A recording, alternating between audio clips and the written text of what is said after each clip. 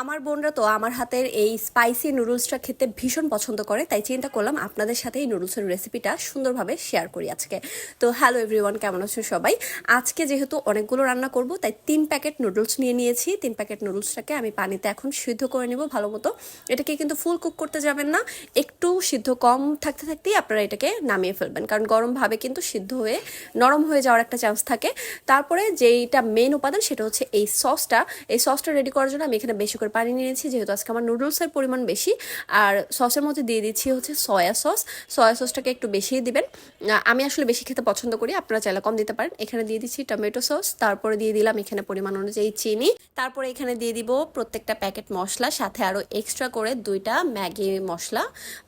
নুডলসের extra Maggi মশলা যে কিনতে পাওয়া যায় সেই 2টা স্যাশে। তো মশলাটাও যে যা পছন্দ অনুযায়ী কম বেশি করে দিতে পারেন। তারপরে আমার সসটা রেডি হয়ে গেছে, এখন আমি চলে আসছি নুডলসটাকে প্রপার কুক করার জন্য। তো এখন হচ্ছে তেল দিয়ে দিয়েছি, কড়াইতে দিয়ে দিয়েছি রসুন, সাথে পেঁয়াজ কুচি। এখানে আপনারা যেটা করতে পারেন, পেঁয়াজ আর রসুনটা একটু ভাজা ভাজা হলে আমি এখানে সসটা দিয়ে দিয়েছি। আপনারা চাইলে 2টা ডিম ভেঙে ভাজতে পারেন, আমি আজকে ডিম ছাড়া করে দেখব যেটা কেমন হয়।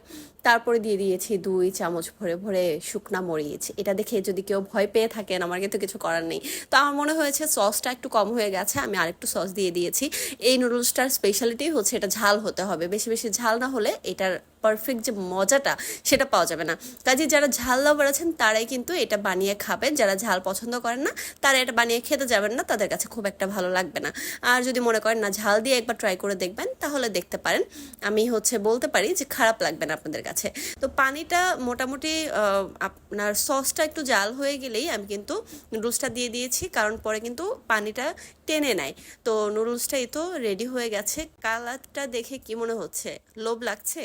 আমার তো যতবার এটা খাই ততবার আমি অপেক্ষা করি যে আবার নেক্সট আমি কবে ট্রাই করব।